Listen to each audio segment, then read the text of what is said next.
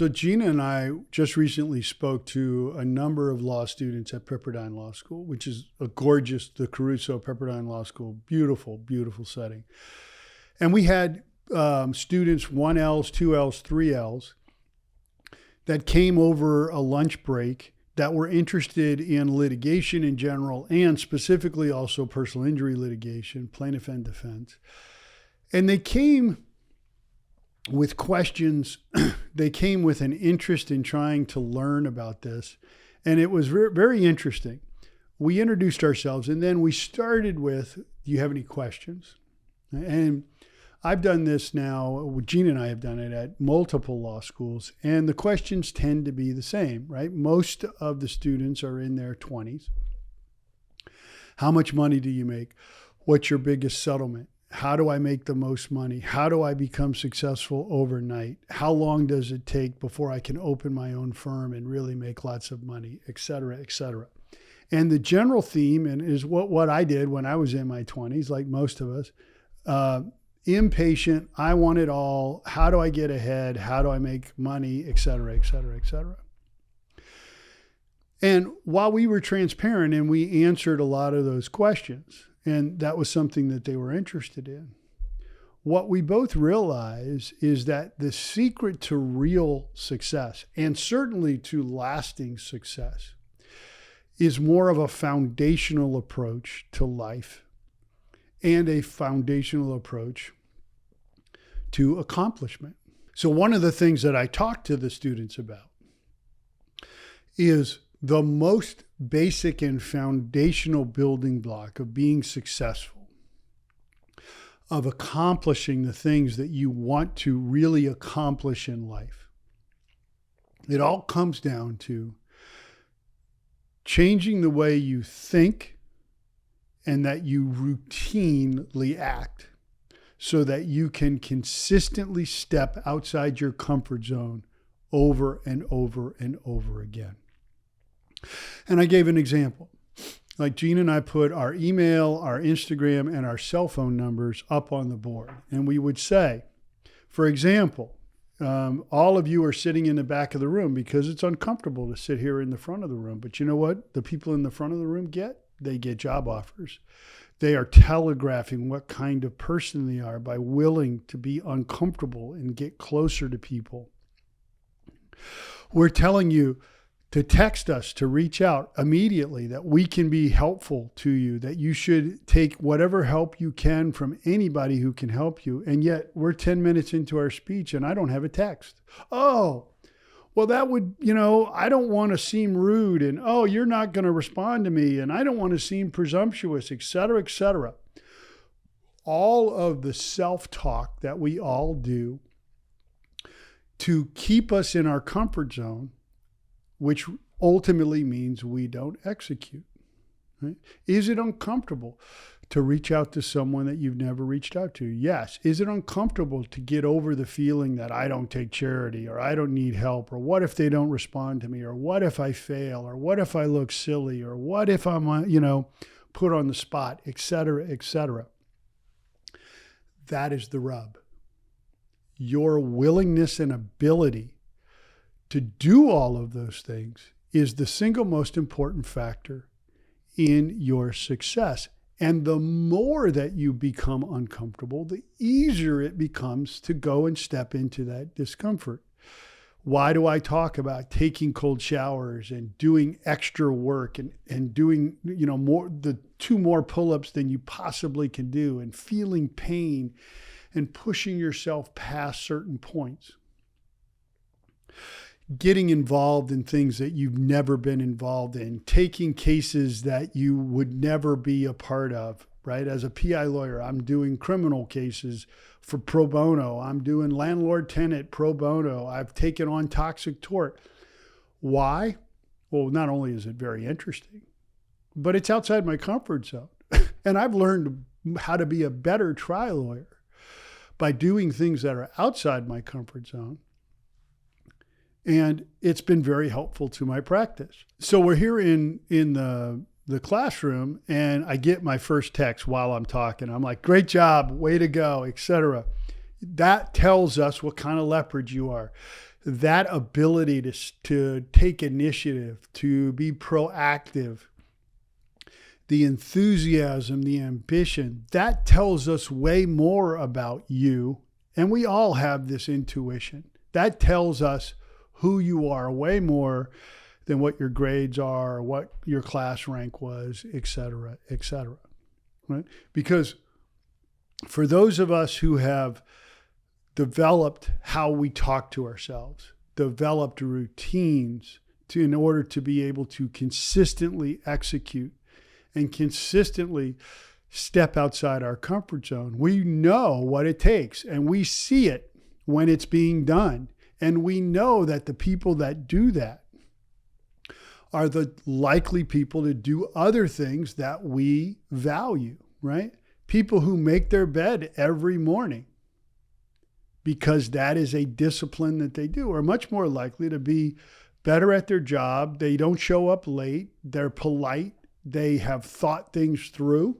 They're good employees. They're good bosses, etc. Oh, well, but what does making your bed have to do with what kind of manager you are? Well, how we do anything is how we do everything. There is no such thing as little things that don't matter and big things that matter. Everything matters, right?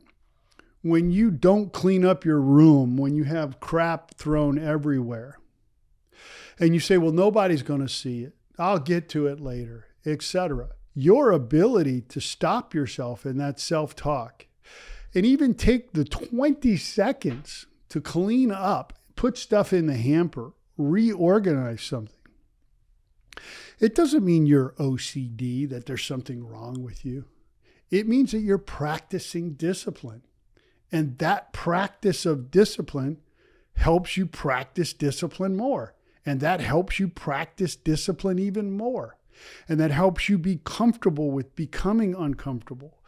So that when discomfort and suffering and pain comes, when you're not asking for it, when you've lost somebody really important to you, you've lost a case, you've done something that really you shouldn't, that really hurts you, that you're suffering for that. Your practice of understanding that you can survive suffering, that you have done this before, really helps you cope and helps you get past those obstacles. The more obstacles that are in your way that you get around, the easier it is to get around other obstacles. Now that sounds intuitive, but it really is true. Practice makes practice. Not practice makes perfect. Practice makes it easier to practice. Habits make it easier to develop other habits, good or bad. Why do I wear a suit and a tie to my office where half the people are not here? They're working remotely. Nobody sees me. We don't really meet tons of clients like we did before. Why am I dressed this way? And I dress this way every time I come to the office. Is because it's a mindset.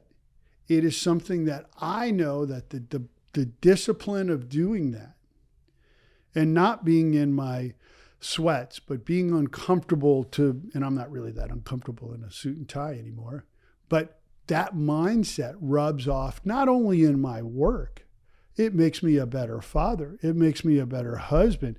I work out better. I eat better. I take care of myself. I recognize when I'm not polite or I am polite because of the way I dress.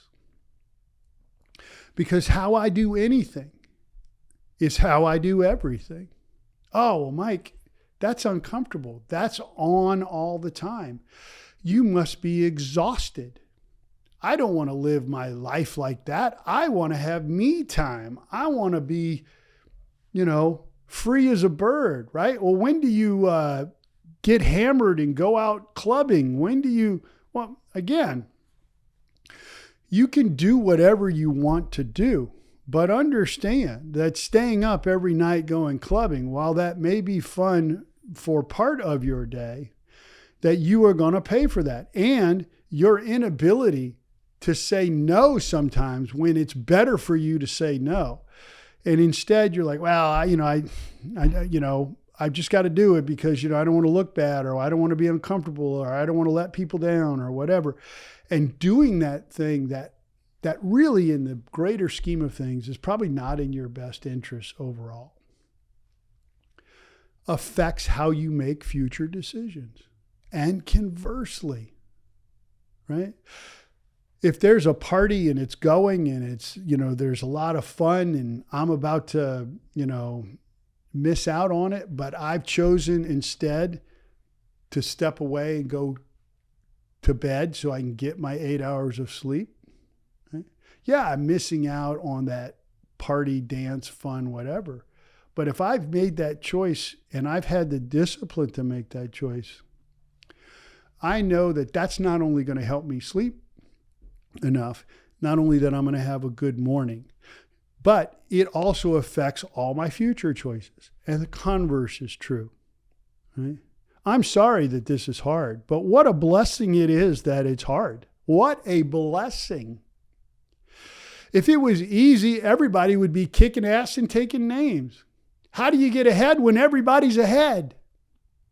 The fact that this is hard, the fact that it's uncomfortable, the fact that suffering is required is an amazing, wonderful blessing and benefit, because your ability to push through that, to step into it, to accept that this is the way things work, and instead of avoiding it, embracing it, is how you get ahead. Right? It is that consistent routine, stepping into your discomfort, into zones where you are not comfortable, that you've never done it before, that you're not very good at it, is really what separates the wheat from the chaff, right? It's kind of like when it's easy, when you're in Little League, right? Everybody's good. But then when it gets harder and the ball gets faster and this gets, and the people are taller or bigger and it's harder, right? The people who push through that are the ones who are successful. Oh, well, I'm too old. I'm too short. I'm not this. I'm not that. And I'm using a sports analogy, but that's in everything. I was talking to somebody last night and I was talking about social media. And they said, well, I'm in my 40s. I'm too old for that. And I said, that is absolutely the wrong idea. I'm in my mid 50s. I didn't know crap about social media a couple of years ago, but I do now. Hell, AI, boy, that's so complicated. I'm not a computer programmer. I'm not a computer genius. I'm not very smart at all, in fact. In fact, I'm old and I didn't grow up with computers and I missed out on that and et cetera, et cetera. So I don't know anything about AI. You could say that and you could stay in your comfort zone. You can be in your bubble and you've self-talked yourself out of learning.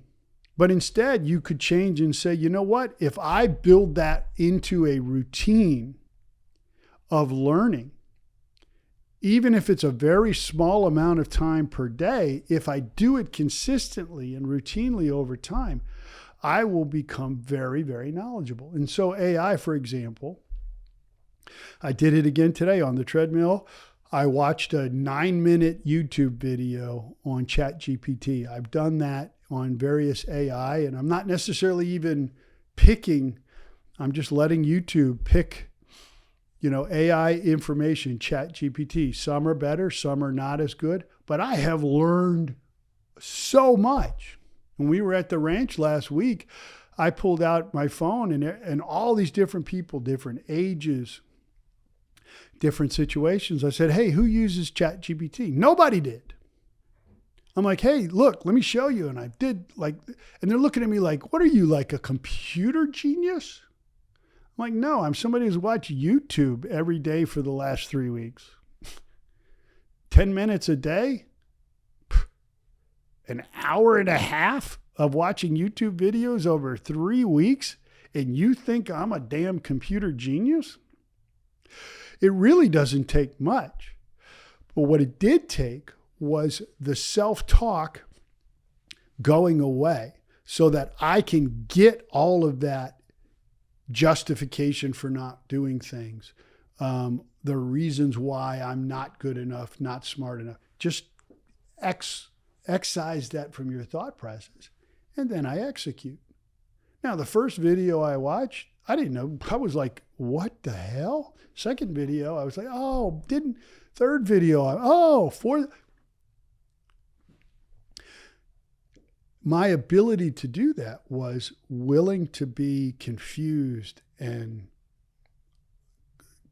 uncomfortable the first time, the second time, the third time. But I am consistent.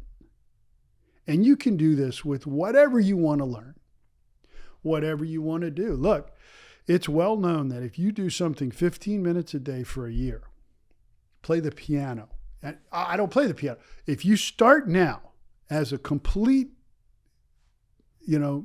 naivete, amateur, who doesn't know how to read music, and you do 15 minutes a day for a year, at the end of the year, statistically, you are a better piano player than 95% of everyone in the world. And that will apply to anything you do. You shoot free throws 15 minutes a day for a year, you are better at shooting free throws after a year than 95% of the people in the world. Look, I am preaching the word, and this will set you free. This is good stuff because it works, and I know it works because I have done it, and I've also not done it, and I've seen how it doesn't work. And I know that if you don't do this, you can fall off the truck. The train can leave the rails. I know this because it's happened to me.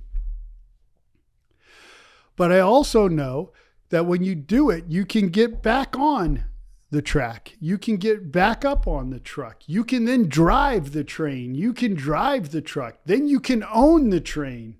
Then you can own multiple trains. And then people think you're a train expert.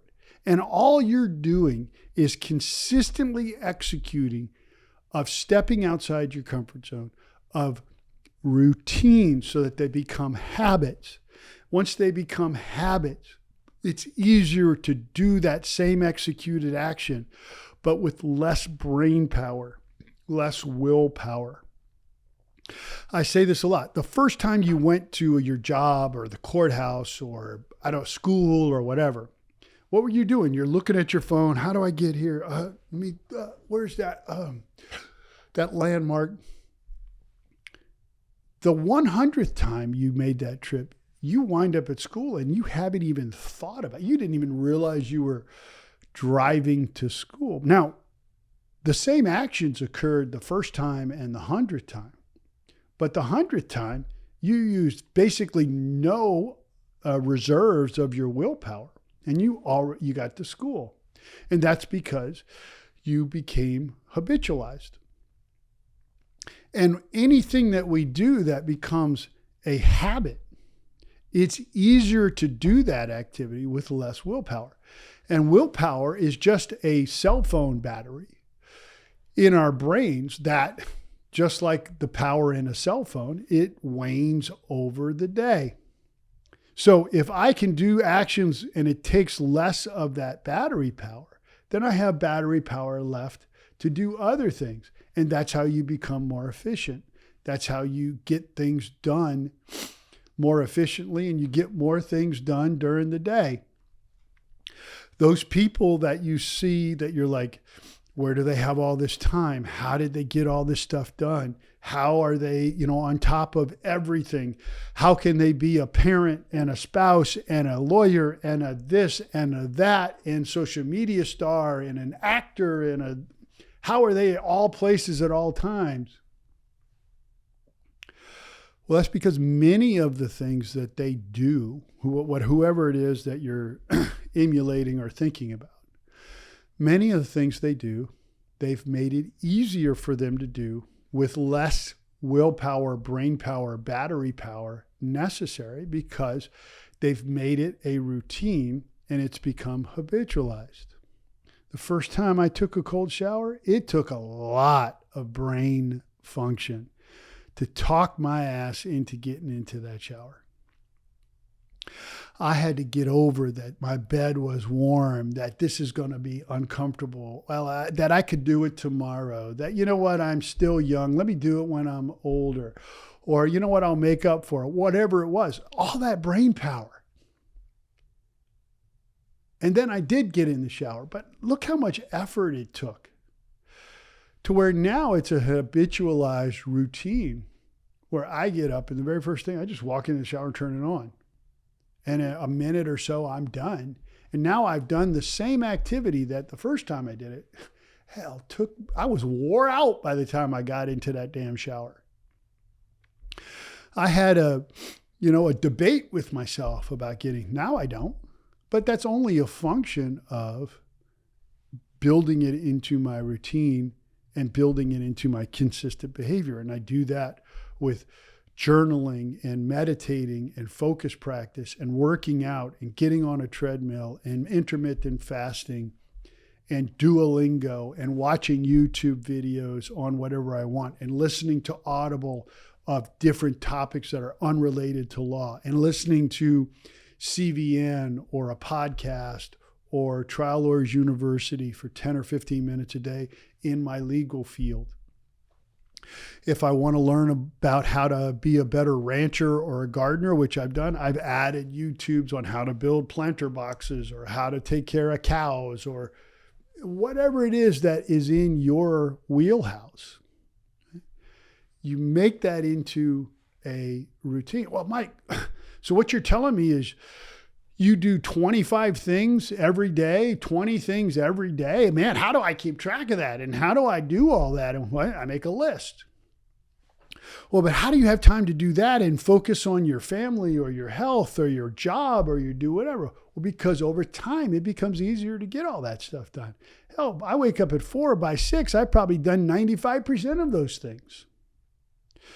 And I don't have a lot of lost brain power because it's a habit. Now I have that brain power to do the other things that most of us think that that's the only thing we have time for. And so this is the secret to success, right?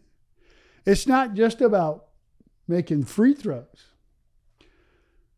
but the same actions, the same philosophy, the same thought process that it takes for you to become a better free throw shooter by doing it over and over, practice over and over, is the same thing that applies to any skill, any ability, anything that you're trying to accomplish in life. So if you like this and you're seeing this on YouTube, please subscribe to our AlderTalk YouTube channel. This and many, many other things like this are on my YouTube channel. Instagram and TikTok, we also put this on. You can find those links in the bio. And so go do this. If you have any questions, if you have any concerns, if you're hitting a roadblock,